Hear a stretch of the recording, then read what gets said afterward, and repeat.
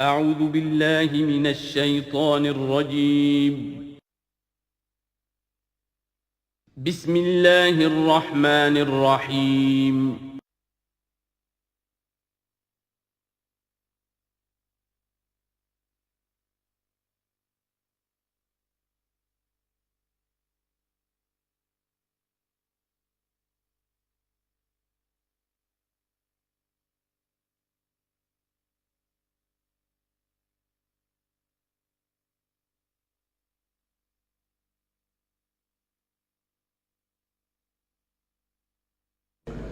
نحمده ونصلي على رسوله الكريم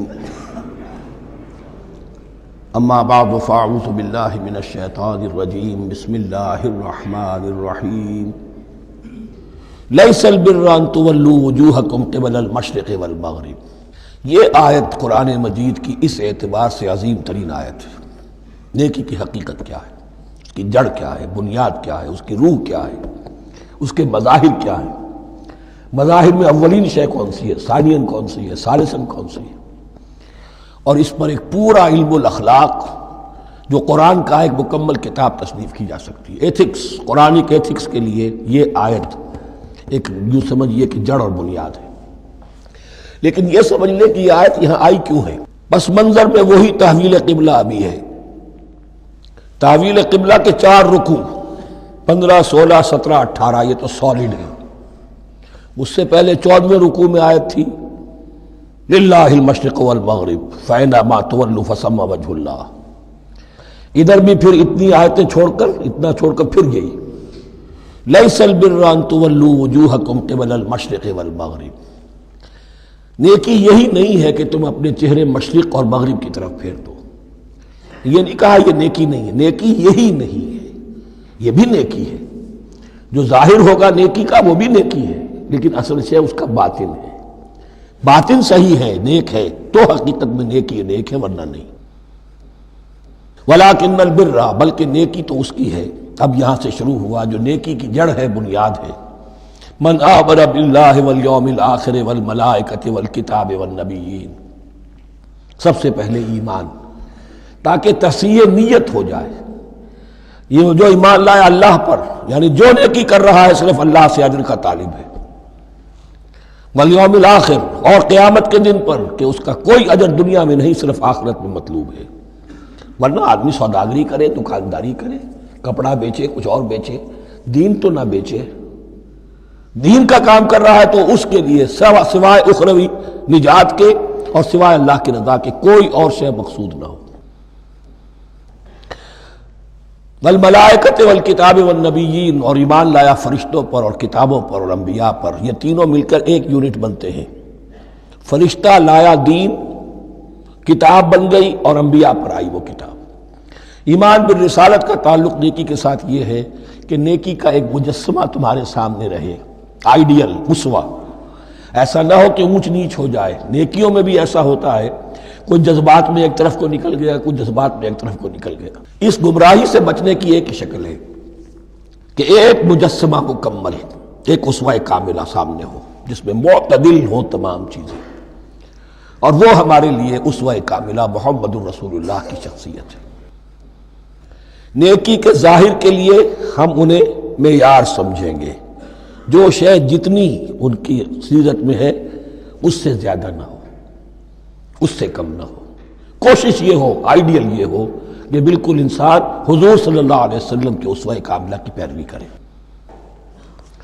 وَلَٰكِنَّ الْبِرَّ مَنْ آمَنَ بِاللَّهِ وَالْيَوْمِ الْآخِرِ وَالْمَلَائِكَةِ وَالْكِتَابِ وَالنَّبِيِّينَ وَآتَى الْمَالَ عَلَىٰ حُبِّهِ ذَوِي الْقُرْبَىٰ وَالْيَتَامَىٰ وَالْمَسَاكِينَ وَابْنَ السَّبِيلِ، اور دیا اس نے مال یا دے وہ مال اس کی محبت کے علی الرغم، علی حبہ اللہ کی طرف نہیں ہے، علی حب المال، علی الرغم مال محبوب ہے پھر بھی وہ خرچ کر رہا ہے، ذوی القربہ قرابت داروں پر، والیتامہ یتیموں پر، والمساکین محتاجوں پر، وابن السبیل مسافر پر، والسائلین اور مانگنے والوں پر، وفی الرقاب اور لوگوں کی گردنیں چھڑانے میں۔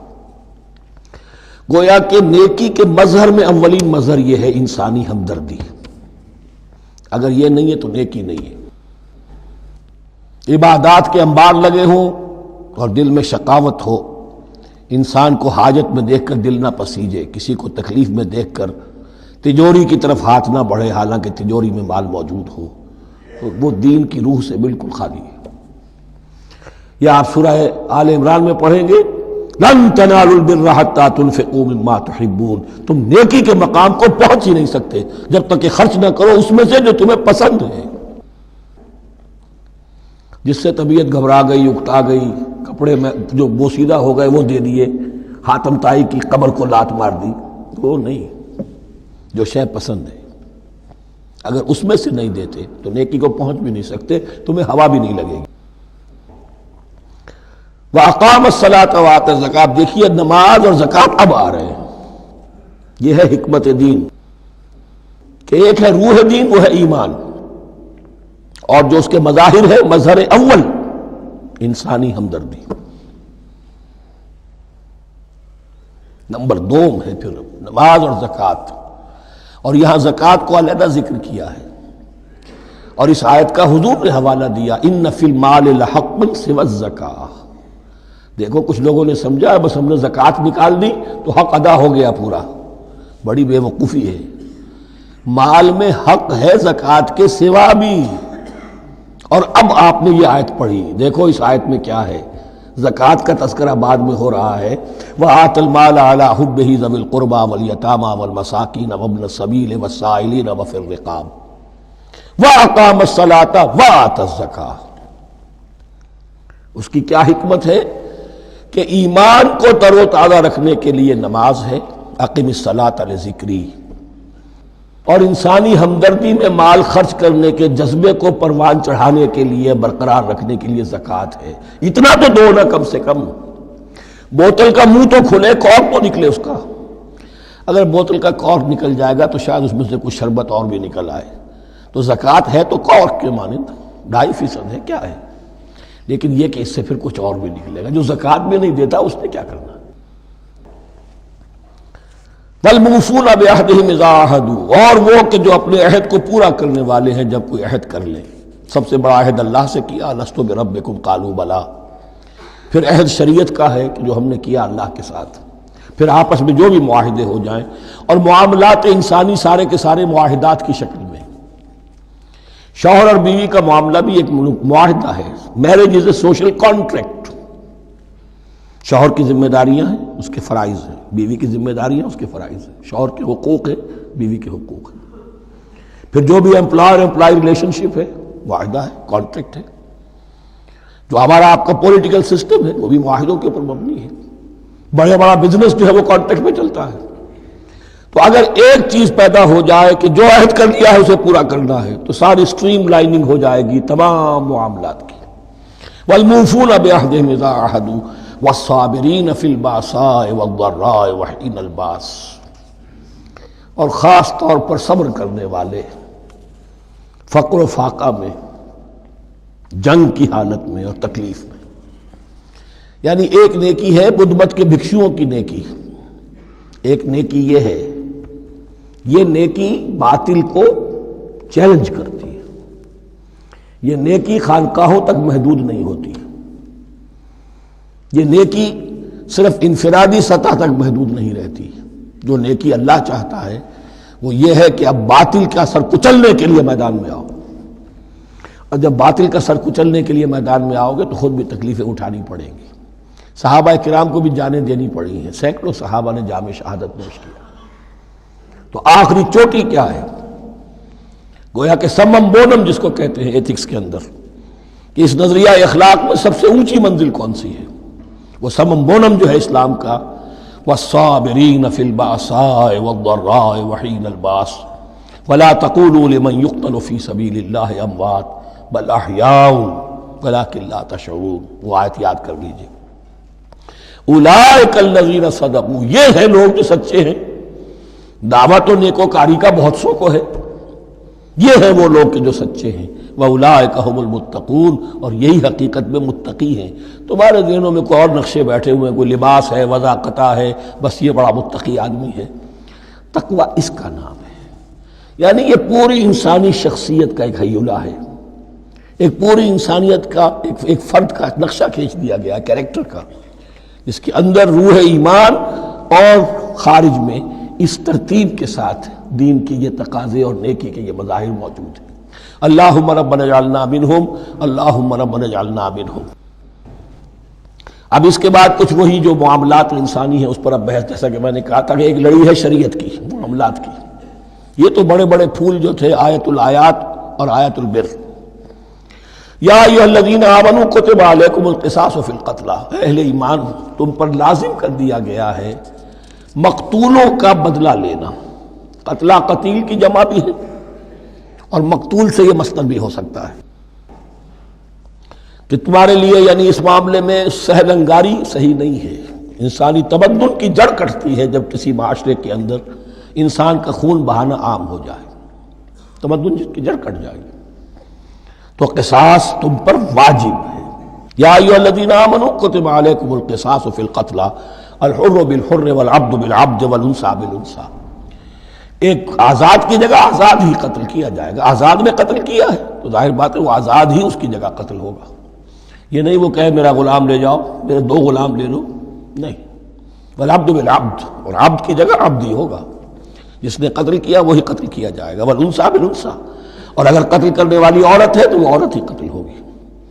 اس میں چونکہ وہاں بہت سے رواج مختلف تھے، بہت سے معیار بھی مختلف تھے۔ اگر اوسی خزرجی کو قتل کر دے تو 1/3 خون بہا، 3 گنا خون بہا، اور خزرجی اوسی کو قتل کرے تو 1/3 خون بہا، یہ ان کا قانون تھا۔ اسی طرح یہ کہ آزاد میں اور غلام میں فرق تھا، لیکن ہماری شریعت میں اگرچہ یہ طویل بڑا مضمون ہے اور اس میں کافی فقہا کے اقوال ہیں مختلف، لیکن امام ابو حنیفہ رحمۃ اللہ علیہ کا قول یہی ہے کہ تمام مسلمان آپس میں کفو ہیں، برابر ہیں، لہذا یہاں کوئی فرق نہیں کیا جائے گا قتل کے مقدمات میں۔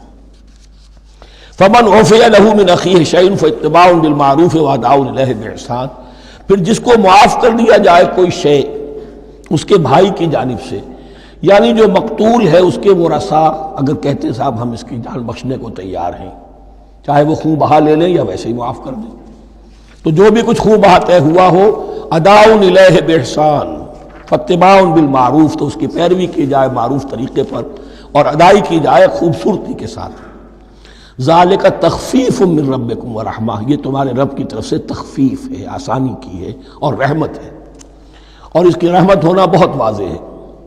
اگر یہ شکل نہ ہو تو پھر قتل در قتل کا سلسلہ جو ہے وہ جاری رہتا ہے، لیکن اگر یہ ہو گیا کہ قاتل کو لا کے سامنے کھڑا کر دیا، لو بھائی اب تمہارے ہاتھ میں اس کی جان ہے، چاہو تو یہ قتل کر دیا جائے گا، چاہو احسان کرنا چاہو بخشنا چاہو ویسے ہی بخش دو، چاہو تو خون بہا لے لو۔ اس سے کیا ہوگا کہ وہ دشمنیوں کا جو دائرہ ہے وہ پھر سمٹ جاتا ہے، بڑھتا نہیں۔ اس میں بڑی رحمت ہے اللہ کی طرف سے۔ قانون جو ہے اسلام میں قتل کا، اس میں مدعی ریاست نہیں ہوتی۔ آج کل ہمارے ہاں غلطی یہ ہے، مدعی ریاست بن جاتی ہے۔ یہ مدعی ہوتا ہے یہاں پر جو بھی مقتول کے ورثاء ہیں، اور کسی کو صدر کو کیا، صدر کے باپ کو بھی اختیار نہیں ہے کہ کسی قاتل کو معاف کر دے۔ قاتل کو معاف کرنے کا جو اختیار ہے وہ صرف مقتول کے ورثاء کو ہے، کوئی صدر نہیں کر سکتا۔ ہمارے دستور میں ہے، پوری شرح پوری شق موجود ہے۔ فمن اعتدی بعد ذلک فلہ عذاب علیم، اور جو اس کے بعد بھی حد سے تجاوز کرے گا تو اس کے لیے دردناک اور بہت بڑا عذاب ہوگا۔ وَلَكُمْ فِي الْقِصَاصِ حَيَاةٌ يَا أُولِي الْأَلْبَابِ لَعَلَّكُمْ تَتَّقُونَ، اور اے ہوش مندو قصاص میں زندگی ہے تمہارے لیے۔ ایک روحانی تصور ہے معاف کر دینا اچھا ہے، اسلام بھی کہتا ہے ان تعفوا وتصفحوا وتغفروا فإن اللہ غفور رحیم، لیکن قتل کے مقدمات میں سہل انگاری جو ہے وہ اچھی نہیں ہے، پیروی شدت کے ساتھ ہونی چاہیے تاکہ اس سے آگے قتل کا سلسلہ بند ہو۔ وَلَكُمْ فِي الْقِصَاصِ حَيَاةٌ يَا أُولِي الْأَلْبَابِ لَعَلَّكُمْ تَتَّقُونَ، تاکہ تم بچ سکیں۔ اب کوتبہ علیکم دوبارہ آ گیا۔ یہ کوتبہ کے لفظ کو سمجھ لیجئے، جہاں بھی کوئی شے فرض کی جائے گی، لازم کی جائے گی، وہ کوتبہ ہے۔ اسی لیے شریعت کے لیے قرآن مجید میں جو لفظ ہے الکتاب، الکتاب اس معنی میں کہ اس میں شریعت خداوندی پوری کی پوری موجود ہے۔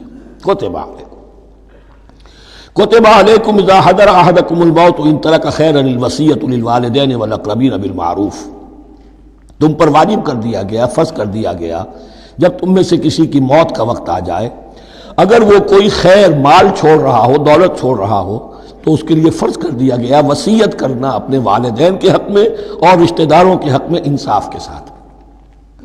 ابھی چونکہ قانون وراثت نازل نہیں ہوا تھا، یہ ابتدائی قدم اٹھایا گیا۔ وہاں ہوتا یہ تھا جو آج بھی ہندوؤں میں ہوتا ہے، جو مر گیا اس کی ساری جائیداد کا مالک جو ہے بڑا بیٹا ہو، چھوٹے بیٹے بھی نہیں، نہ بیٹیاں نہ بیوی، کچھ نہیں، تو سارا کا سارا مال جو ہڑپ کر جاتے تھے، کسی کو کچھ نہیں۔ یہاں یہ کہ اب پہلا ابتدائی حکم دیا گیا، لیکن یہ آیت منسوخ ہو جائے گی سورہ نساء میں جب پورا قانون وراثت آ گیا، تو اب یہ آیت منسوخ شمار ہوتی ہے۔ ناسخ وہ قانون وراثت ہے جو سورہ نساء کے دوسرے رکوع میں آئے گا۔ البتہ اس کے ایک حصے کو حضور نے باقی رکھا ہے، وہ گویا کہ سنت نے اس کے ایک جز کو برقرار رکھا ہے، اور وہ جز یہ ہے کہ مرنے والا 1/3 اپنے مال کے لیے وصیت کر سکتا ہے کسی کے لیے، 1/3 سے زیادہ نہیں، اور وارث کے لیے وصیت نہیں ہوگی۔ جس کی وراثت میں حق مقرر ہو چکا ہے اس کے لیے وصیت نہیں ہوگی، وہ غیر وارث کے لیے وصیت ہوگی۔ کسی دینی ادارے کو دینا چاہے، کسی اور کو دینا چاہے، یتیم کو، بیوہ کو، یتیم خانے کو، ٹھیک ہے، 1/3۔ 2/3 میں قانون وراثت کی تنفیذ ہوگی لازماً۔ تو اس آیت کا صرف اتنا حصہ باقی رکھا ہے حضور نے صلی اللہ علیہ وسلم۔ حقاً علی المتقین، یہ اللہ کا تقوی رکھنے والوں پر حق ہے، واجب ہے کہ وہ وصیت کریں کہ ہمارے والدین کو یہ مل جائے، فلاں رشتہ دار کو یہ مل جائے، باقی جو ہے جو بھی ورثاء ہیں لے جائیں۔ فمن بدلہ بعد ما سمعہ، تو جس نے بدل دیا اس وصیت کو اس کے بعد کہ اسے سنا تھا، فإنما اسمہ علی الذین یبدلونہ، تو اس کا بوجھ، اس کا گناہ انہی پر آئے گا جو تبدیل کرتے ہیں۔ جو وصیت کرنے والا تھا وہ بری ہے، اس نے صحیح وصیت کی تھی، جس نے بعد میں اس وصیت میں تحریف کی، تبدیلی کی، اس کا وبال، اس کا بوجھ انہی پر آئے گا۔ ان اللہ سمیع علیم، یقینا اللہ سب کچھ سننے والا اور جاننے والا ہے۔ فمن خاف من موص جنفا، اب اگر کسی کو اندیشہ ہوا کہ وصیت کرنے والے نے جانبداری برتی ہے، ٹھیک وصیت نہیں کی ہے، دیانتداری کے ساتھ اس کی رائے یہ ہوئی، او اسمن، یا گناہ اس نے کمایا ہے، فاصلح بینہم، اور اب ان کے مابین صلح کرا دی، ورثاء کو جمع کیا کہ بھائی وراثت تو یہ تھی، ان کی وصیت تھی، لیکن دیکھو اس میں یہ زیادتی والی بات ہے، اگر تم مطمئن ہو جاؤ، متفق ہو جاؤ تو اس میں اتنی تبدیلی کر دی جائے ان کے اتفاق سے، فلا اسم علیہ، تو اس میں کوئی گناہ نہیں ہے۔ یعنی ایسی نہیں ہے یہ بات کہ اس کو وہ سینکشن اور سینکٹیٹی حاصل ہو گئی ہے، تقدس، کہ اب اس میں کوئی تبدیلی نہیں ہو سکتی۔ باہمی مشورے سے اور اچھے جذبے سے، اصلاح کے جذبے سے وصیت میں تغیر ہو سکتا ہے۔ ان اللہ غفور الرحیم، یقیناً اللہ تعالی بخشنے والا ہے، رحم فرمانے والا۔ اب لڑی آ گئی دوسری عبادت والی، عبادت میں صوم۔ جہاں تک نماز کا ذکر ہے تو وہ تو مکی صورتوں میں اس کا بے تحاشا مرتبہ ذکر موجود ہے، لیکن یہاں جو ہے معاملہ صوم، اس سے پہلے مکی دور میں صوم کا کہیں کوئی تذکرہ ہی نہیں، نہ عربوں میں اس کا رواج تھا۔ یہ لفظ بھی عربی زبان میں تھا گھوڑوں کے لیے، گھوڑے روزہ رکھتے تھے، رکھتے کیا تھے بیچارے، انہیں رکھوایا جاتا تھا، کیونکہ عربوں کا جو معاملہ تھا وہ لوٹ مار، غارت گری، اور اس کے لیے انہیں چاہیے تیز رفتار سواری، جاؤ حملہ کرو، لوٹو مارو اور بھاگو۔ اونٹ جو ان کی فضا اور ان کے ماحول کے لیے مناسب تھا وہ زیادہ تیز دوڑ نہیں سکتا، اپنی اس ضرورت کے لیے گھوڑا چاہیے تھا۔ گھوڑے میں عرب کا سخت موسم برداشت کرنے کی عادت نہیں، نازک جانور ہے، وہ پیاسا تو نہیں رہ سکتا 7 دن تک جیسے کہ اونٹ رہ سکتا ہے، بھوکا نہیں رہ سکتا، وہ لو کے تھپیڑے نہیں برداشت کر سکتا، لہذا عرب اس کو رکھواتے تھے روزہ۔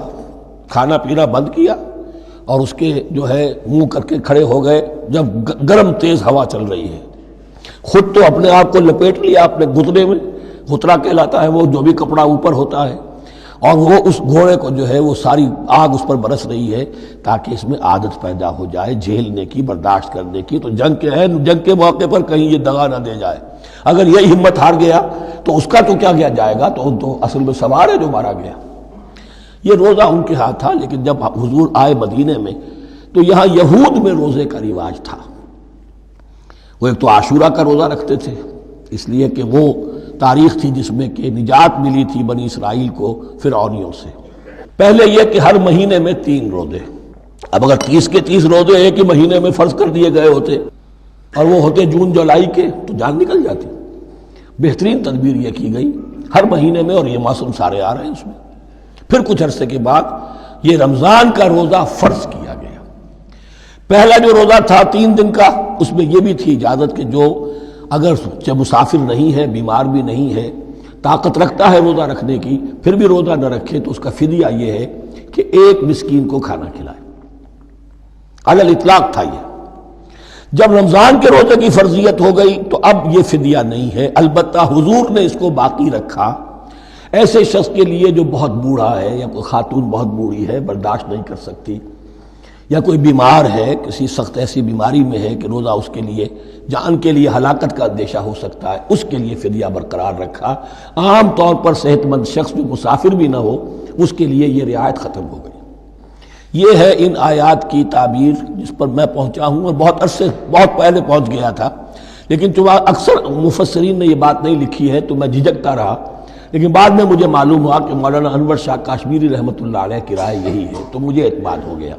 اور پھر مجھے اس کا ذکر جو ہے یہ تفسیر کبیر میں امام راضی کے ہاں بھی مل گیا کہ متقدمین کے ہاں یہ رائے موجود تھی کہ پہلی 2 آیتیں جو ہیں اس روزے سے متعلق، یہ رمضان کے روزے سے متعلق نہیں ہیں، بلکہ وہ 3 ہر مہینے کی 13، 14 اور 15 ایام 20 کے روزے حضور نے بعد بھی رکھے ہیں نفلاً، لیکن شروع میں یہ 3 روزے رکھنے کا حکم دیا گیا تھا۔ پہلی 2 آیتیں اس 6 آیتوں پر مشتمل رکوع، اور یہ ایک عجیب مقام ہے۔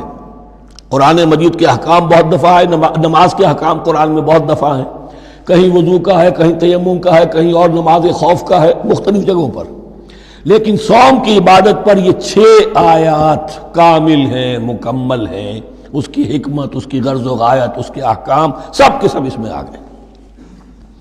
اب پہلی 2 آیتیں کون سی ہیں؟ یا ایھا الذین آمنوا کتب علیکم الصیام کما کتب علی الذین من قبلکم لعلکم تتقون، اے ایمان والو تم پر بھی فرض کیا گیا روزہ رکھنا جیسے کہ فرض کیا گیا تھا تم سے پہلوں پر، تاکہ تمہارے اندر تقوی پیدا ہو جائے۔ وہ جنگ کے لیے کرواتے تھے گھوڑوں کو تیار، تمہیں تقوی کے لیے اپنے آپ کو تیار کرنا ہے، بھوک کو قابو میں رکھ سکو، شہوت کو قابو میں رکھ سکو، پیاس کو برداشت کر سکو۔ اللہ کی راہ میں جنگ کے لیے تمہیں نکلنا ہوگا، اس میں بھوک بھی آئے گی، پیاس بھی آئے گی، اپنے آپ کو تیار کرو جہاد کے لیے۔ اور یہ بات واضح ہو جائے گی، اگلے رکوع سے قتال کی بحث شروع ہو جائے گی۔ روزے کی یہ گفتگو ہو رہی ہے تمہیداً قتال کے لیے، جیسے گھوڑوں کو تیار کیا جاتا تھا، صوم رکھوایا جاتا تھا قتال کے لیے۔ ایام معدودات، گنتی کے چند دن ہیں، یہ گویا کہ ثبوت ہے اس کا کہ یہ 2-3 دن سے زیادہ، معدود جو ہے وہ عربی زبان میں 9 سے زیادہ نہیں ہو سکتا۔ معدودہ جب آئے گا، ایام معدودات، یہ جمع جو ہے جمع قلت کہلاتی ہے۔ معدودات، معدودہ بڑی سے بڑی رقم ہو سکتی ہے، لیکن معدودات جمع قلت ہے۔ گنتی کے چند روز ہیں۔ فمن کان منکم مریضا، ان میں بھی یہ رعایت ہے کہ جو تم میں سے بیمار ہو، او علی سفر، یا سفر پر ہو، فعدۃ من ایام اخر، تو وہ تعداد پوری کر لے دوسرے دنوں میں۔ وعلی الذین یطیقونہ، اور جو اس کی طاقت رکھتے ہوں، فدیۃ طعام مسکین، وہ فدیہ دیں 1 مسکین کا کھانا کھلانا۔ ان آیات کی تفسیر میں جیسا کہ میں نے عرض کیا مفسرین کے بہت سے اقوال ہیں، اب میں اس کی بحث میں نہیں جا سکتا، جو میں نے اپنے مطالعے کے بعد رائے قائم کی ہے میں صرف وہی بیان کر رہا ہوں کہ اس وقت، اور یہ امام راضی کے الفاظ ہیں کہ یہ فرضیت الگ تعیین نہیں تھی بلکہ الگ تخییر تھی۔ فرض تو ہے روزہ، لیکن اس کا بدل بھی دیا جا رہا ہے، اگر تم نہیں رکھنا چاہتے تو تم 1 مسکین کو کھانا کھلا دو۔ تو گویا کہ تدریجاً انہیں لانا تھا، چونکہ اس بات کے وہ پہلے سے عادی نہیں تھے۔ فمن تطوع خیرا فهو خیر اللہ، اور جو اپنی جی سے، اپنی مرضی سے خیر کرنا چاہے تو اس کے لیے خیر ہے، روزہ بھی رکھے اور مسکین کو کھانا بھی کھلائے، دونوں کام کرے، تو اس میں کوئی رکاوٹ تو نہیں، اس کے لیے بہتر ہوگا۔ وَأَن تَصُومُوا، اور دیکھو اگر روزہ رکھو، خیر لکم ان کنتم تعلمون، یہ تمہارے لیے بہتر ہے اگر تم جانو۔ اب یہاں بھی ایک طرح کی رعایت کا انداز ہے۔ اب آ رہی ہیں 2 آیتیں جو خاص رمضان کے روزے سے متعلق ہیں، حکمت اور غرض و غایت۔ پھر ایک آیت طویل آئے گی احکام، اور پھر ایک آیت آئے گی لٹمس ٹیسٹ۔ یہ 6 آیتیں۔ شہر رمضان الذی انزل فیہ القرآن، رمضان کا مہینہ وہ ہے جس میں قرآن نازل کیا گیا۔ ہدی للناس وبینات من الہدی والفرقان، لوگوں کے لیے ہدایت اور ہدایت کی بھی روشن بینات باتیں، والفرقان اور حق و باطل میں فرق کر دینے والی چیز۔ فمن شہد منکم الشہر، تو جو کوئی بھی پائے اس مہینے کو، یا جو شخص بھی مقیم ہو اس مہینے میں، مسافر نہ ہو، فلیصم، اس پر لازم ہے کہ روزہ رکھے۔ اب وہ وجوب علی التخییر ختم ہو گیا، اب وجوب علی التعیین، اب یہ لازم ہے، یہ رکھنا ہے۔ ایک رعایت باقی رکھی، ومن کان مریضا او علی سفر فعدۃ من ایام اخر، جو بیمار ہے یا یہ کہ سفر پر ہے وہ تعداد پوری کر لے دوسرے دنوں میں۔ یرید اللہ بکم الیسر ولا یرید بکم العسر، اللہ تمہارے ساتھ آسانی چاہتا ہے، سختی نہیں چاہتا۔ یہ لوگ اپنے اوپر سختیاں جھیلتے ہیں، شدید جو ہے سفر کے اندر بھی روزہ رکھے ہوئے، حالانکہ یہاں اجازت دی ہوئی ہے۔ یہ بلکہ حضور نے ایک مرتبہ ایک سفر میں کافی سرزنش کی، کچھ ایک جہاد اور قتال پہ نکلے تھے، لیکن کچھ لوگوں نے اس سفر میں بھی روزہ رکھ لیا۔ نتیجہ یہ ہوا کہ سفر کے بعد جہاں منزل میں اب جا کر خیمے لگانے تھے وہ نڈھال ہو کر گر گئے، جن لوگوں کا روزہ نہیں تھا انہوں نے پھر وہ خیمے لگائے، منزل کا کام کیا۔ تو حضور نے فرمایا کہ لیس من البر الصیام فی السفر، روزے رمضان اس میں سفر میں روزہ رکھنا کوئی نیکی کا کام نہیں ہے۔ لیکن ہمارا تصور اور ہے، 105 بخار چڑھا ہوا ہے، روزہ نہیں کھولوں گا میں، روزہ تو میں نے رکھا ہوا ہے، یا روزہ تو میں نہیں چھوڑوں گا۔ حالانکہ جہاں رعایت اللہ کی ہے اس رعایت سے فائدہ نہ اٹھانا ایک طرح کا کفران نعمت ہے۔ وَلِتُكْمِلُوا الْعِدَّةَ، لیکن تمہیں عدت اور تعداد اب پوری کرنی ہوگی۔ وہ جو تھی ایک رعایت کہ فدیہ دے کر فارغ ہو جاؤ، وہ نہیں ہے۔ وَلِتُكَبِّرُوا اللَّهَ عَلَىٰ مَا هَدَاكُمْ، اور تاکہ تم تکبیر کرو اللہ کی اس پر کہ جو اس نے ہدایت تمہیں عطا فرمائی۔ وَلَعَلَّكُمْ تَشْكُرُونَ، اور تاکہ تم شکر کر سکو اس نعمت عظمیٰ کا جو قرآن حکیم کی شکل میں تمہیں دی گئی ہے۔ اس موضوع پر میرا کتابچہ عظمت صوم اور عظمت صیام و قیام قرآن، اس میں یہ سارے مضامین تفصیل سے آئے ہیں، کیا حکمت ہے، کیا غرض و غایت ہے، کیا مقصد ہے، اور آخری منزل کیا ہے، وَإِذَا سَأَلَكَ عِبَادِي عَنِّي فَإِنِّي قَرِيبٌ۔ مطلوب تو یہ ہے کہ تمہارا جو یہ جسم حیوانی ہے یہ کچھ کمزور پڑے، روح ربانی جو تم میں پھونکی گئی ہے اسے تقویت حاصل ہو۔ دن میں روزہ رکھو، اس حیوانی وجود کو ذرا کمزور کرو، دباؤ اس کے تقاضوں کو، رات کو کھڑے ہو جاؤ، اللہ کا کلام سنو اور پڑھو، تاکہ تمہاری روح کی آبیاری ہو، اس پر حیات، آب حیات کا ترشح ہو۔ نتیجہ کیا نکلے گا؟ تمہارے اپنے اندر سے ایک پیاس ابھرے گی، وَإِذَا سَأَلَكَ عِبَادِي عَنِّي فَإِنِّي قَرِيبٌ، تقرب الی اللہ کا جذبہ پیدا ہوگا۔ تو اے نبی، جب میرے بندے، ایسے بندے آپ سے میرے بارے میں سوال کریں، ان کو بتا دیجئے میں قریب ہوں، دور نہیں ہوں۔ یہ حقوق انسانی کا میرے نزدیک دنیا میں سب سے بڑا میگنا کارٹا ہے۔ اللہ اور بندے کے درمیان کوئی فصل نہیں ہے، فصل اگر ہے تو تمہاری اپنی خباثت ہے۔ اگر تمہاری نیت میں فساد ہے، حرام خوری تو کرنی ہی کرنی ہے، تو اب کس منہ سے اللہ سے دعا کرو گے؟ پھر جاؤ گے کسی پیر کے پاس، آپ دعا کر دیجئے، یہ نذرانہ حاضر ہے؟ یہ طریقہ کیا ہے؟ انسان کا نفس حائل ہے اور کوئی نہیں، ورنہ ہم تو مائل بے کرم ہیں، کوئی سائل ہی نہیں، راہ دکھنا ہے کسی رہنوی منزل ہی نہیں، کوئی پوپ نہیں، کوئی پنڈت نہیں، کوئی پادری نہیں، کوئی پیر نہیں، کوئی نہیں، جب چاہو اللہ سے ہم کلام ہو جاؤ۔ اس سے بڑا حق کیوں خالق و مخلوق میں حائل رہے پردے؟ پیران کلیسا کو کلیسا سے اٹھا دو، میرا ہر بندہ جب چاہے جہاں چاہے مجھ سے ہم کلام ہو جائے۔ ہاں شرط ہے اس کی، وہ شرط آگے آ رہی ہے، اجیب دعوت الداعی اذا دعان، میں تو ہر پکارنے والے کی پکار سنتا ہوں، اور سنتا نہیں جواب دیتا ہوں، اور صرف جواب نہیں دیتا، قبول کرتا ہوں۔ اجابت میں یہ تینوں چیزیں موجود ہیں۔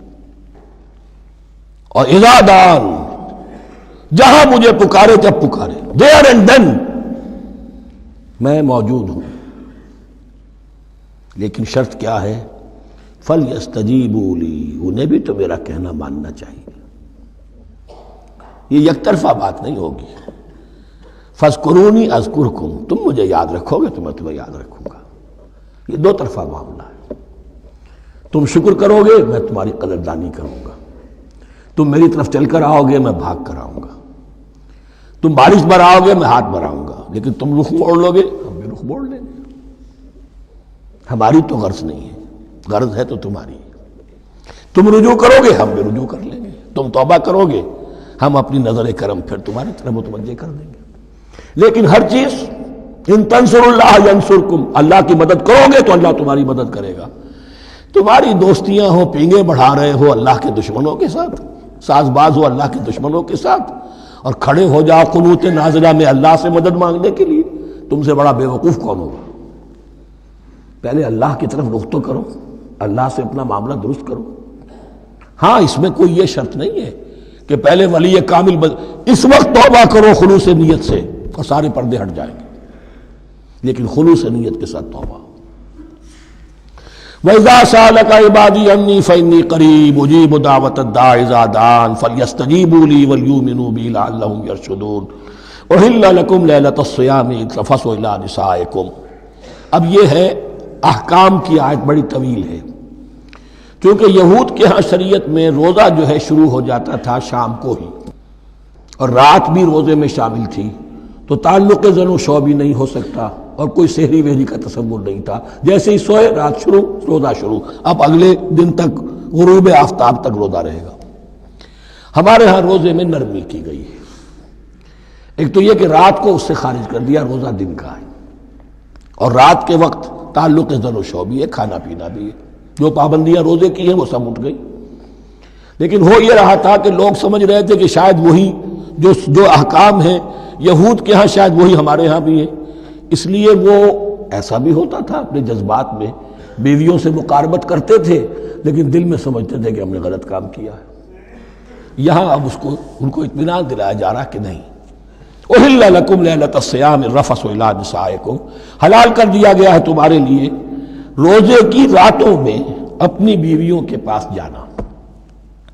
ہن لباس لکم وانتم لباس لہن، وہ پوشاک ہے تمہارے لیے، تم پوشاک ہو ان کے لیے۔ بڑا بلیغ کنایا ہے یہ، جیسے لباس میں اور جسم میں کوئی پردہ نہیں ہے، لباس ہی تو پردہ ہے نا، لباس میں اور جسم میں تو کوئی پردہ نہیں، ایسے ہی بیوی میں اور شوہر میں کوئی پردہ نہیں۔ ہن لباس لکم وانتم لباس لہن۔ ویسے بھی انسان کے اخلاق کی حفاظت کرنے والی، مرد کے اخلاق کی حفاظت کرنے والی بیوی ہے، بیوی کے اخلاق کی حفاظت کرنے والا مرد ہے۔ وہ مجھے اقبال کا شعر یاد آ رہا تھا، تعلیم نئی ہو کہ پرانی، نسوانیت زن کا نگہباں ہے فقط مرد۔ نہ پردہ نہ تعلیم نئی ہو کہ پرانی، نسوانیت زن کا نگہباں ہے فقط مرد۔ بہرحال ایک دونوں کے لیے وہ ایک ضرورت بھی ہے، ان کی پردہ پوشی بھی کرتے ہیں ایک دوسرے کی، اور اس طریقے سے لباس کی جو ہے اس میں کنایا کیا گیا۔ علم اللہ انکم کنتم تختانون انفسکم، اللہ کے علم میں ہے کہ تم اپنے آپ کے ساتھ خیانت کر رہے تھے، ایک کام کر رہے تھے جو گناہ نہیں ہے، لیکن تم سمجھتے تھے گناہ ہے، تو اپنے آپ سے خیانت ہو گئی کہ نہیں؟ اصلاً وہ گناہ نہیں تھا لیکن تمہارے علم میں نہیں تھا، لیکن تم یہ سمجھتے ہوئے بھی کہ یہ ممنوع ہے اس کا ارتکاب کر رہے تھے۔ علم اللہ انکم کنتم تختانون انفسکم فتاب علیکم، تو اللہ نے تم پر نظر رحمت فرمائی، وعفا عنکم، اور بخش دیا، معاف کر دیا، جو بھی خطائیں ہو گئی ہیں وہ سب کے سب معاف سمجھو۔ فالآن باشروہن، اب ان کے ساتھ جو بھی تعلق زو شے ہے وہ قائم کرو، وابتغوا ما کتب اللہ لکم، اور تلاش کرو، حاصل کرو جو کچھ اللہ نے تمہارے لیے لکھ دیا ہے۔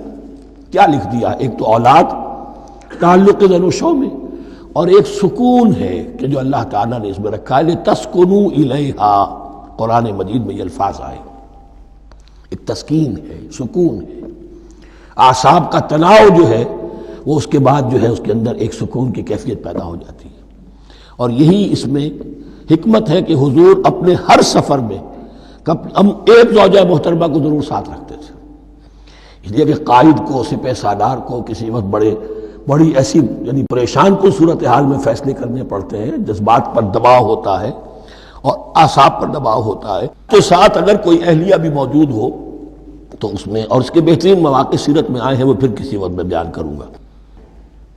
وابتغوا ما كتب الله لكم وكلوا واشربوا حتى يتبين لكم الخيط الابيض من الخيط الاسود من الفجر، اور کھاؤ اور پیو یہاں تک کہ واضح ہو جائے تمہارے لیے سفید دھاری فجر کی سیاہ دھاری سے، یعنی یہ پاؤں پھٹنے کے لیے استعارہ ہے کہ جب سفیدہ نمایاں ہوتا ہے ایک لکیر کی طرح، پاؤں پھٹ گئی، اس وقت تک کھانے پینے کی چھوٹ ہے، سحری جو ہے آپ کر سکتے ہیں، بلکہ کلو واشربو، کھاؤ اور پیو، اور اس کی حدیث میں تاکید آئی ہے، اور یہ بھی فرمایا ہمارے اور یہود کے روزے کے مابین سحری جو ہے وہ فرق ہے، تسحروا فإن فی السحور برکہ، سحری ضرور کیا کرو اس لیے کہ سحری میں برکت ہے۔ ثم اتموا الصیام الی اللیل، پھر رات تک روزے کو پورا کرو۔ اب رات تک میں اکثر فقہا کے نزدیک غروب آفتاب مراد ہے، اہل تشیع اس سے ذرا آگے جاتے ہیں کہ رات کا لفظ آیا ہے تو ذرا اور غروب آفتاب پر چند منٹ گزر جائے، لیکن ہمارے اہل سنت کے ہاں غروب آفتاب جو ہے وہی گویا کہ یہ اس کی غایت ہے۔ وَلَا تُبَاشِرُوهُنَّ وَأَنْتُمْ عَاكِفُونَ فِي الْمَسَاجِدِ، لیکن یہ رعایت جو تمہیں دی جا رہی ہے اس میں ایک استثناء ہے، جب تم معتکف ہو مسجدوں میں تو پھر اپنی بیویوں سے کوئی تعلق قائم نہ کرو۔ وَلَا تُبَاشِرُوهُنَّ، مت ان سے مباشرت کرو، وَأَنْتُمْ عَاكِفُونَ فِي الْمَسَاجِدِ، جبکہ تم مسجدوں میں اعتکاف میں ہو، آخری عشرے میں جو اعتکاف ہوتا ہے۔ تِلْكَ حُدُودُ اللَّهِ فَلَا تَقْرَبُوهَا، یہ اللہ کی حدود ہے، ان کے قریب مت جاؤ۔ بعض جگہ پر آتا ہے فَلَا تَعْتَدُوهَا، ان حدود کو عبور نہ کرو، ان سے تجاوز نہ کرو۔ تو حرام تو یہی شے ہوگی کہ حدود سے تجاوز کیا جائے، لیکن احتیاط اس میں ہے to keep at a safe distance, ذرا دور رہو۔ آخری حد تک چلے جاؤ گے تو اندیشہ ہے کہ کہیں اس حد کو کراس نہ کر جاؤ۔ فلا تقربوها، اللہ کے حدود سے ذرا ایک سیف ڈسٹینس کے اوپر رہنا ضروری ہے۔ کذالک یبین اللہ آیاتہ للناس، اسی طرح اللہ تعالیٰ واضح کرتا ہے اپنی نشانیاں لوگوں کے لیے، لعلہم یتقون، تاکہ وہ تقوی کی روش اختیار کر سکیں، بچ سکیں۔ اب وہ لٹمس ٹیسٹ والی آیت آ گئی، تقوی کا ٹیسٹ کیا ہے؟ روزہ اس لیے فرض کیا کہ تقوی پیدا ہو جائے، یہ سارے احکام تمہیں دیے جا رہے ہیں تاکہ تمہیں تقوی پیدا ہو جائے۔ ٹیسٹ کیا ہے؟ تقوی کا لٹمس ٹیسٹ عقل حلال، یہ نہیں ہے کوئی نیکی نہیں۔ وَلَا تَأْكُلُوا أَمْوَالَكُمْ بَيْنَكُمْ بِالْبَاطِلِ، اپنے مال آپس میں باطل طریقوں سے ہڑپ نہ کرو۔ وَتُدْلُوا بِهَا إِلَى الْحُكَّامِ، اور اپنے مال کو ذریعہ نہ بناؤ حکام تک پہنچنے کا، لِتَأْكُلُوا فَرِيقًا مِنْ أَمْوَالِ النَّاسِ بِالْإِثْمِ، تاکہ تم لوگوں کے مال کو ہڑپ کر سکو گناہ کے ساتھ، وَأَنْتُمْ تَعْلَمُونَ، اور تم اس کو جانتے بوجھتے کر رہے ہو۔ جو شخص اس معیار سے تو اس سے باز آ گیا وہ ہے متقی، یہ لسٹ میں ٹیسٹ ہے۔ ورنہ نمازوں کی تعداد، روزوں کی تعداد اور حرام کھانا تو تقوی نہیں۔ یہ میں حیران ہوتا ہوں کہ اب اس پر کبھی غور نہیں کیا ہے لوگوں نے کہ یہ آیت کہاں سے آ گئی درمیان میں۔ روزے کے احکام اور اس کے بعد قتال کے احکام بھی شروع ہوں گے، حج کے احکام شروع ہوں گے، یہ بیچ میں آیت۔ واقعہ یہ ہے کہ جیسے روزے کی حکمت کا نقطہ عروج کیا ہے، وَإِذَا سَأَلَكَ عِبَادِي عَنِّي فَإِنِّي قَرِيبٌ، روح انسانی میں ایک طلب پیدا ہو جائے تقرب اللہ کی۔ اسی طرح احکام صوم میں جو کلائمیکس ہے وہ یہ ہے، وَلَا تَأْكُلُوا أَمْوَالَكُمْ بَيْنَكُمْ بِالْبَاطِلِ وَتُدْلُوا بِهَا إِلَى الْحُكَّامِ لِتَأْكُلُوا فَرِيقًا مِنْ أَمْوَالِ النَّاسِ بِالْإِثْمِ وَأَنْتُمْ تَعْلَمُونَ۔ يَسْأَلُونَكَ عَنِ الْأَهِلَّةِ، اے نبی آپ سے پوچھ رہے ہیں چاند کی گھٹتی بڑھتی صورتوں کے بارے میں۔ قُلْ هِيَ مَوَاقِيتُ لِلنَّاسِ وَالْحَجِّ، کہہ دیجئے یہ لوگوں کے لیے ایک اوقات کا تعین ہے، کیلنڈر ہے، اور حج کے لیے۔ اب دیکھو آپ کو معلوم ہے کہ یہ اللہ تعالیٰ نے ایک کیلنڈر لٹکا دیا ہے، معلوم ہو گیا یہ چاند پہلی تاریخ ہو گئی، کچھ دنوں کے بعد آپ نے دیکھا معلوم ہوتا ہے کہ اب ایک ہفتہ گزر گیا ہے، آدھا چاند ہو گیا ہے، 2 ہفتے ہو گئے، پورا چاند ہو گیا ہے، پھر نے گھٹنا شروع کیا۔ تو یہ گویا کہ لوگوں کے لیے اوقات کار کی تعین کے لیے، اور خاص طور پر سب سے اہم شے حج۔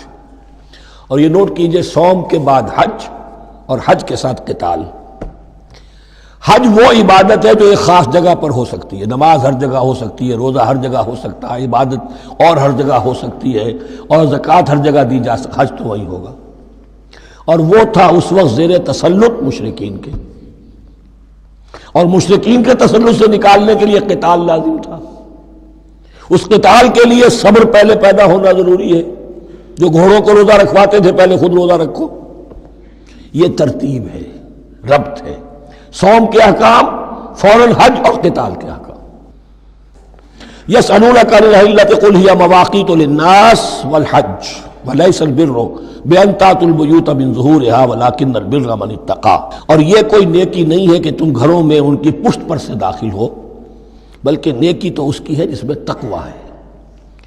یہ اصل میں ان کے ہاں ایک رواج تھا، کیونکہ حج تو ہو رہا تھا ایام جاہلیت میں بھی، اس کے مناسک کی بگڑی ہوئی شکلیں بھی موجود تھیں، کچھ ترمیمیں انہوں نے کر دی تھی، یہ حج تو تھا ان کا۔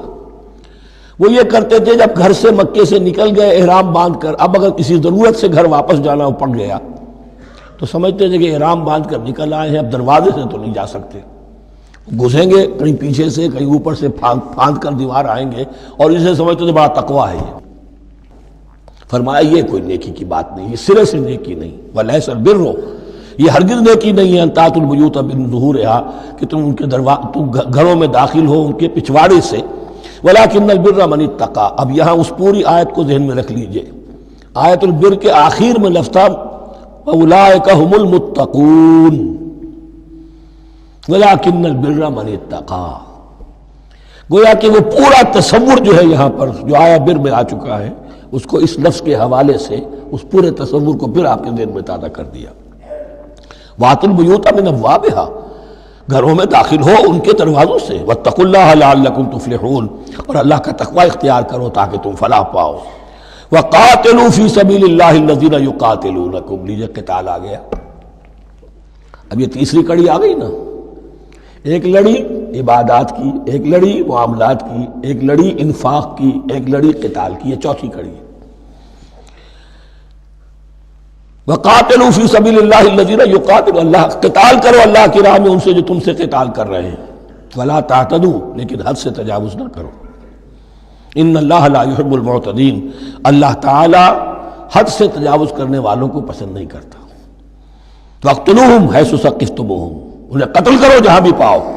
وَأَخْرِجُوهُمْ مِنْ حَيْثُ أَخْرَجُوكُمْ، اور نکالو انہیں وہاں سے جہاں سے انہوں نے تمہیں نکالا ہے۔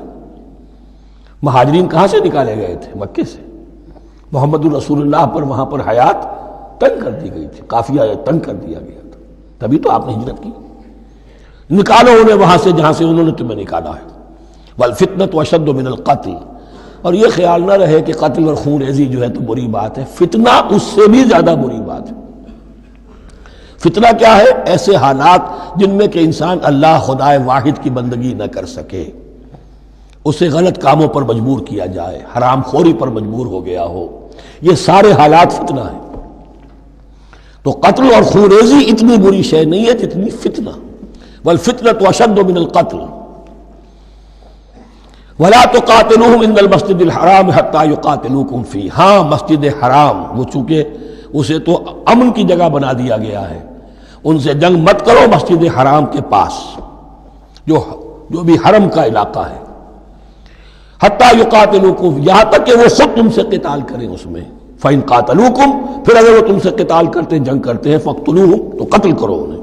كَذَلِكَ جَزَاءُ الْكَافِرِينَ، یہی بدلہ ہے کافروں کا۔ وَفَإِنِ انْتَهَوْا فَإِنَّ اللَّهَ غَفُورٌ رَحِيمٌ، اگر وہ باز آ جائے تو اللہ غفور اور رحیم ہے۔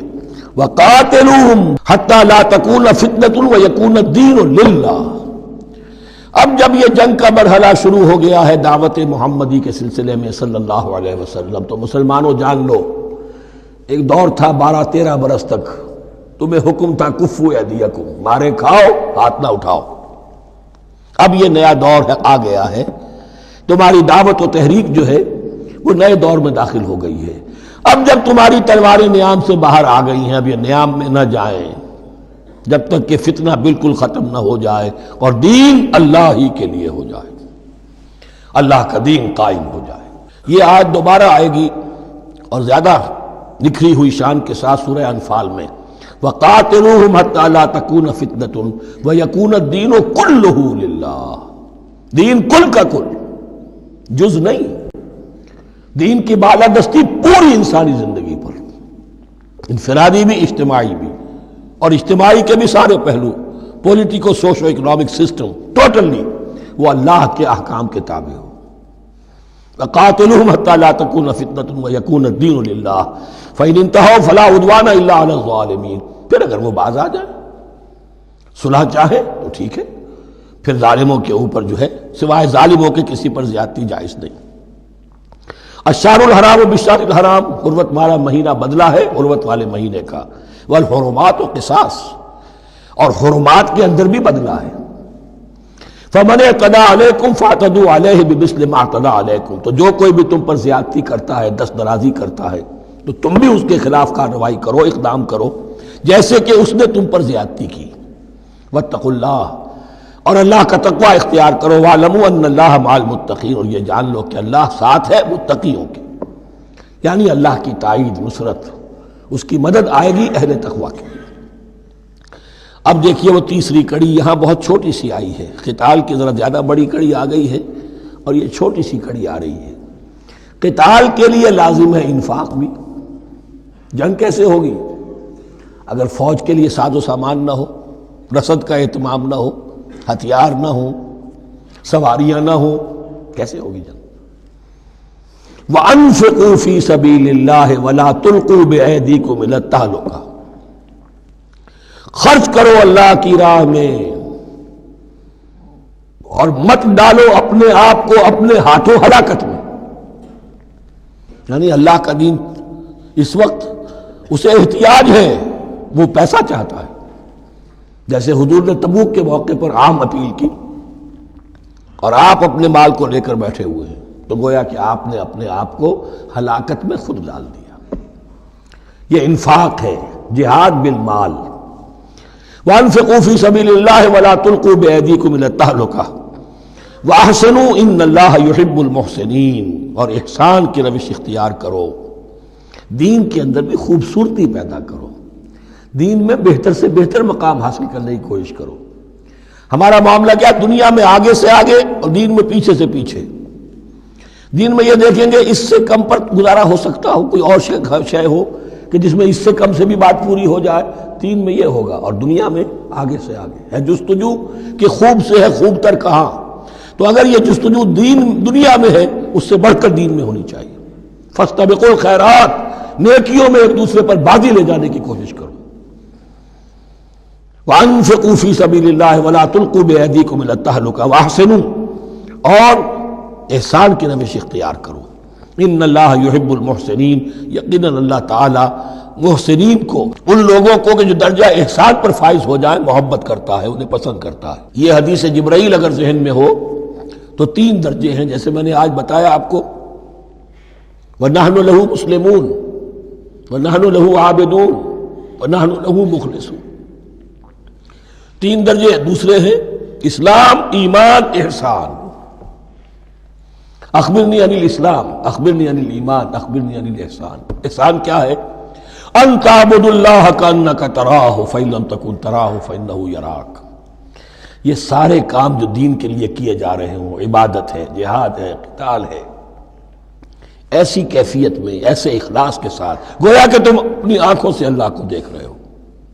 اور اگر تم اللہ کو نہیں دیکھ رہے تو کم سے کم یہ کیفیت تو تمہاری ہو جائے کہ تمہیں مستحضر رہے کہ اللہ تمہیں دیکھ رہا ہے. یہ احسان ہے. وَأَحْسِنُوا، عام طور پر اس کا ترجمہ اس انداز میں نہیں کیا گیا ہے، اس کو اچھی طرح سمجھ لیجئے. ویسے یہ مضمون کھل کر آئے گا سورہ مائدہ میں. ان اللہ یحب المحسنین، یقیناً اللہ تعالیٰ محسنین کو پسند کرتا ہے. وَأَتِمُّوا الْحَجَّ وَالْعُمْرَةَ لِلَّهِ، اور حج اور عمرہ مکمل کرو اللہ کے لیے. جو عمرے کے لیے احرام تو باندھ لیا جائے گا مدینے سے 7 میل باہر نکل کر ہی. حج مکمل تو ہوگا جب طواف بھی ہوگا، وقوف عرفہ بھی ہوگا، سارے اس کے جو بھی مناسک ادا کیے جائیں گے. لیکن یہ کہ جو شخص بھی نیت کر لے حج کی یا عمرے کی تو پھر اسے مناسب کو مکمل کرنا چاہیے، کوئی کمی نہ رہے. فَإِنْ أُحْصِرْتُمْ، اگر تمہیں گھیر لیا جائے، روک دیا جائے، جیسے کہ سن 6 میں ہو گیا، صلح حدیبیہ کرنی پڑی، مشرکین مکہ اڑ گئے، نہیں داخل ہونے دیں گے. اگر تمہارا گھیراؤ ہو جائے فمستیسر من الہادی، تو جو بھی تم قربانی پیش کر سکو پیش کر دو۔ یہ دم احصار کہلاتا ہے کہ چونکہ اب ہم آگے نہیں جا سکتے، یہی ہمیں احرام کھولنا پڑ رہا ہے، تو دم احصار، یہ خون، یہ جو جانور اللہ کے نام پر ہم دے رہے ہیں، یہ اس کی ایک طرح کا کفارہ ہے۔ وَلَا تَحْلِقُوا رُؤُوسَكُمْ حَتَّى يَبْلُغَ الْهَدْيُ مَحِلَّهُ، اور اپنے سر اس وقت تک نہ مونڈو جب تک کہ وہ ہدی کا جانور جو ہے وہ محل تک، یعنی جو بیت الماء جہاں پر جا کر ذبح ہونا ہے وہاں پہنچ نہ جائے۔ جانور تو آپ نے بھیج دیے اور وہ رکاوٹ نہیں ڈالیں گے، اس لیے کہ ان کا گوشت تو ان کو کھانے کو ملے گا، لہذا جانور، لیکن یہ اندازہ کر لو کہ اب اتنا وقت گزر گیا ہے کہ وہ ہدی قربانی کا جانور جو ہے وہ پہنچ گیا ہوگا، ہدیم بالغ الکعبہ، وہ وہاں پر اس کی اپنے مقام پر پہنچ گیا۔ فمن کان منکم مریضا او بہ اذی من راسہ، تو جو کوئی بھی تم میں سے ہو بیمار یا اس کے سر میں کوئی تکلیف ہو، کوئی زخم ہو، اور اس کی وجہ سے یہ ہے کہ وہ حجامت کرانی ضروری ہو جائے، بال کاٹنے ضروری ہو جائے، ففدیۃ من صیام او صدقۃ او نسک، تو پھر فدیہ دینا پڑے گا۔ اگر اس ہدی کے جانور کے کعبے تک پہنچنے سے پہلے تمہیں اپنے بال کاٹنے پڑے، حجامت کرانی پڑی، تو فدیہ ہوگا۔ یہ جو ہے دم جنایت کہلاتا ہے، یعنی ایک جو کمی رہ گئی ہے اس کی تلافی کے لیے۔ وہ سیام بھی ہے، روزے 3 دن کے، او صدقۃ او نسک، یا پھر یہ ہے کہ کوئی قربانی ہے، ایک جانور قربان کیا جائے، دم جنایت اس کو کہتے ہیں، یا صدقہ کیا جائے، 6 افراد کو کھانا کھلایا جائے۔ فَإِذَا أَمِنْتُمْ، پھر جب تمہیں امن حاصل ہو اور تم سیدھے جا سکتے ہو، بیت اللہ پہنچ سکتے ہو، فَمَنْ تَمَتَّعَ بِالْعُمْرَةِ إِلَى الْحَجِّ فَمَا اسْتَيْسَرَ مِنَ الْهَدْيِ، تو جو کوئی بھی فائدہ اٹھائے عمرے سے حج سے قبل، فَمَا اسْتَيْسَرَ مِنَ الْهَدْيِ، تو وہ ایک اور قربانی پیش کرے جو بھی اسے میسر ہو۔ اب یہ سمجھ لیجئے کہ حضور کی بعثت سے پہلے عرب میں رواج یہ تھا کہ ایک سفر میں حج بھی کرنا، عمرہ بھی کرنا ان کے نزدیک حرام تھا، یہ توہین تھی کعبے کی۔ حج کے لیے 3 مہینے، شوال، ذوالقعدہ، ذی الحج، اور رجب کا مہینہ ان کے ہاں طے تھا عمرے کے لیے۔ عمرے کے لیے علیحدہ سفر کرو، اس کے لیے علیحدہ سفر کرو۔ لیکن شریعت محمدی میں جو آسانیاں کی گئی ہیں وہ یہ ہیں کہ ایک شخص، چونکہ اس ملت کو پھیلنا تھا بہت طویل علاقے پر، لوگوں کے لیے سفر آسان تو نہیں تھا، تو آپ ایسا کر سکتے ہیں کہ آپ جائیں اور عمرہ بھی کر لیں، حج بھی کر لیں۔ ایک شکل یہ ہے کہ عمرہ کیا، احرام کھول دیا، اور پھر حج کا وقت آیا 8ویں ذی الحج کو، تو پھر احرام باندھا، وہ حج کا احرام ہو گیا، اسے کہتے ہیں تمتع۔ ایک یہ ہے کہ حج کے لیے احرام باندھا تھا، جاتے ہی عمرہ بھی کر لیا لیکن احرام کھولا نہیں، اسی احرام میں جاری رکھ کر اسے، اور اسی میں حج بھی کر لیا، یہ قران کہلاتا ہے، جمع کر دیا ایک ہی احرام میں عمرے کو بھی اور حج کو بھی۔ ایک افراد کہلاتا ہے، بس ایک کے لیے صرف حج کا معاملہ شروع سے۔ تو یہاں تمتع کی جو ہمیں اجازت دی گئی ہے اس کے لیے، جسے دم شکر کہتے ہیں حضرت امام ابو حنیفہ، یہ شکرانہ ہے کہ ہم ایک قربانی دیں۔ لیکن امام شافعی کے نزدیک یہ بھی دم جنایت ہے، یہ بھی جبر ہے، چنانچہ امام ابو حنیفہ کے نزدیک یہ قربانی جو دی جاتی ہے اس کا گوشت قربانی دینے والا بھی کھا سکتا ہے 1/3 کے درجے میں، لیکن امام شافعی کے نزدیک نہیں، یہ ایک صدقے کے اور اس کے دم جنایت کے قریب کی شے ہے، اس کا گوشت جو ہے قربانی دینے والا خود نہیں کھا سکتا۔ فمن لم یجد، اب اگر کسی کے پاس نہیں ہے یہ ہدیہ پیش کرنے کو، فصیام 3 ایام فی الحج، تو اب اس پر لازم ہے کہ حج میں 3 روزے رکھے، 7ویں، 8ویں اور 9ویں ذی الحج کو روزہ رکھے عین ایام حج میں۔ 10ویں کا روزہ نہیں ہو سکتا، وہ عید کا دن ہے، یوم النحر ہے۔ وَسَبْعَةٍ إِذَا رَجَعْتُمْ، اور 7 روزے رکھو جبکہ تم واپس چلے جاؤ، اپنے گھروں میں جا کر 7 روزے رکھو۔ تِلْكَ عَشَرَةٌ كَامِلَةٌ، یہ 10 روزے ہوں گے مکمل۔ ذَلِكَ لِمَن لَّمْ يَكُنْ أَهْلُهُ حَاضِرِ الْمَسْجِدِ الْحَرَامِ، لیکن یہ رعایت کہ حج اور عمرہ ایک ہی سفر میں کر لیا جائے اور ایک ہی احرام میں کر لیا جائے، یا 2 احراموں میں کیا جائے، یا یہ کہ ان دونوں کو جمع کرنے کی شکل جو ہے، یہ ایک رعایت ہے کن کے لیے؟ ذَلِكَ لِمَن لَّمْ يَكُنْ أَهْلُهُ حَاضِرِ الْمَسْجِدِ الْحَرَامِ، جس کے اہل و عیال مسجد حرام کے قریب نہیں رہتے، دور سے آ رہے ہیں، تو ظاہر بات ہے کہ ان کے لیے رعایت ہوگی۔ وَاتَّقُوا اللَّهَ، اللہ کا تقوی اختیار کرو، وَاعْلَمُوا، اور جان لو، ان اللہ شدید العقاب، یقیناً اللہ تعالیٰ سزا دینے میں بھی بہت سخت ہے۔ بارک اللہ لی ولکم فی القرآن العظیم ونفعنی وإیاکم بالآیات والذکر الحکیم۔